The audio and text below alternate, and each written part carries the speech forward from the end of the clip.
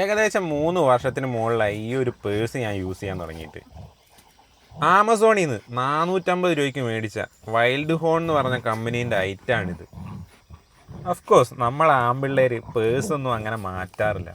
ഒരു പേഴ്സ് ഉണ്ടെങ്കിൽ അത് ഉപയോഗിച്ച് അതിൻ്റെ മാക്സിമം എത്തിയാലേ നമ്മൾ കളയുള്ളൂ. അങ്ങനെ ഒരെണ്ണം എൻ്റെ കയ്യിലുണ്ടായിരുന്നു. അപ്പോൾ അത് മാറ്റാൻ വേണ്ടിയാണ് ഈ ഒരു പുതിയ സാധനം മേടിച്ചത്. ഈ പേഴ്സ് മേടിക്കുമ്പോൾ എനിക്ക് കുറച്ച് റിക്വയർമെൻറ്റ്സ് ഉണ്ടായിരുന്നു. ഒരു സിബുള്ള കള്ളി, പേഴ്സ് എടുക്കുമ്പോൾ ഒക്കെ പെട്ടെന്ന് ചാടി പോകാതെ ഈ പേഴ്സുള്ള കള്ളിയിൽ ഇട്ട് വെക്കാമല്ലോ. പിന്നെ 2 വലിയ കള്ളികൾ, ഇത് പൈസയും പിന്നെ അങ്ങനെയുള്ള മെയിനായിട്ടുള്ള സാധനങ്ങൾ വെക്കാൻ വേണ്ടി. അത് കഴിഞ്ഞിട്ട് ചില്ലറ ഇട്ട് വെക്കാൻ വേണ്ടി ഒരു സംഭവം വേണമായിരുന്നു. പിന്നെ എൻ്റെ മെയിൻ റിക്വയർമെൻ്റ് എന്ന് പറഞ്ഞാൽ കുറേ കാർഡുകളുണ്ട്. അതൊക്കെ കറക്റ്റായിട്ട് അറേഞ്ച് ചെയ്ത് വെക്കാൻ പറ്റുന്ന കുറേ ഭാഗങ്ങൾ വേണമെന്നുണ്ടായിരുന്നു. അങ്ങനെ ഈ ഒരു പേഴ്സിന് കുറേ എണ്ണം ഉണ്ട്.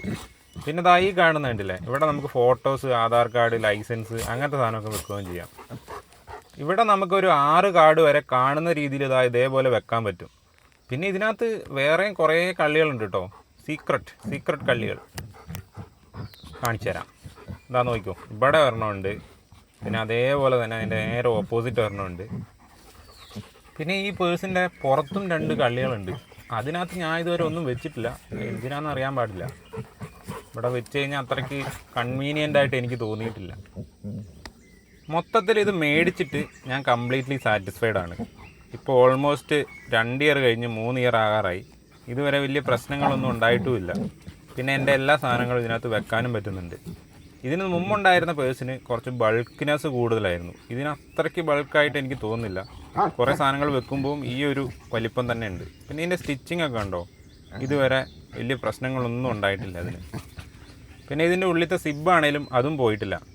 അപ്പം കുറേ കാർഡുകളും ഇങ്ങനത്തെ കുറേ കമ്പാർട്ട്മെൻറ്റ്സും ആവശ്യമുള്ള ആൾക്കാർക്ക് ട്രൈ ചെയ്ത് നോക്കാൻ പറ്റുന്ന ഒരു നല്ലൊരു പേഴ്സാണ് ഈ കാണുന്നത്. This is your review buddy. മാസങ്ങളോളം യൂസ് ചെയ്ത് എക്സ്പീരിയൻസ് ചെയ്ത ഐറ്റംസ് മാത്രമാണ് നമ്മൾ റിവ്യൂ ചെയ്യുന്നത്.